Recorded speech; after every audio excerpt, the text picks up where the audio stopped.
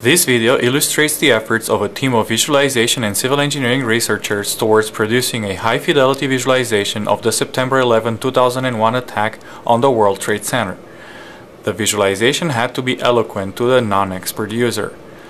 The simulation was placed into context by modeling and importing the buildings of the WTC Plaza, shown here in color, into a Google Earth model of Lower Manhattan. A finite element analysis simulation of the impact between the Boeing 767 and the top 20 floors of the North Tower was computed using a state-of-the-art simulation code. Then, the simulation results were imported into a state-of-the-art animation system where the visualization was produced. The simulation tracked the impact over 3/4 of a second real time. This sequence is 13 times slower than real time. All the animated geometry seen here was created automatically from the simulation output data.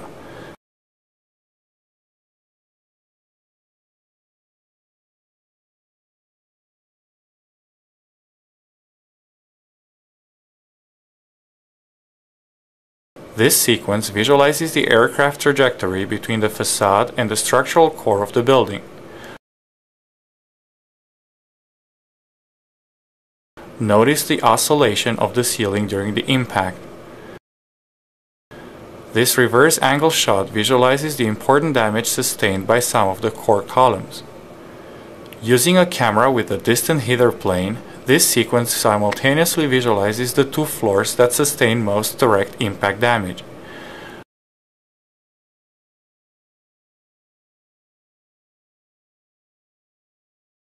Notice the right engine titanium shaft, which traverses the building virtually intact.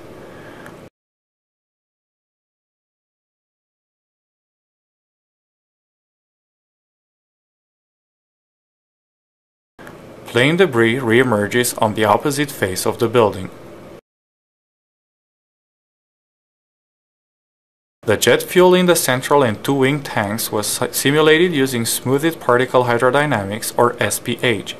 Nearby fuel particles were lumped together in the animation system, and the fuel was rendered with reflections and refractions using a ray trace material. Notice how the wing tank fuel disperses first, as the wings are considerably damaged by the facade. The core columns are essential to the structural integrity of the building. This sequence visualizes the damage to the core columns and to their connecting horizontal beams by rendering all other entities with transparent materials.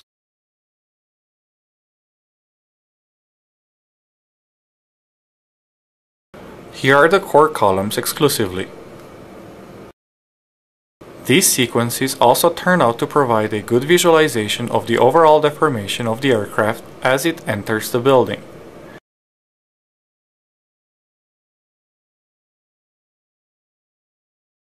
The simulation did not consider the effects of the explosion and of the ensuing fire. Here, the fuel particles were used in the animation system to automatically produce a plausible fire visualization. As can be seen in this side-by-side visualization, the simulation fuel particles control the fire computed by the animation system.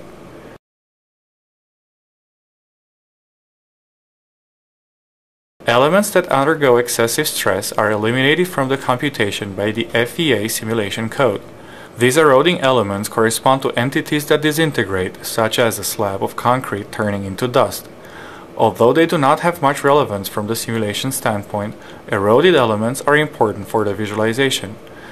Eroded elements are used in the animation system to automatically create and control visual effects such as dust and glass shards.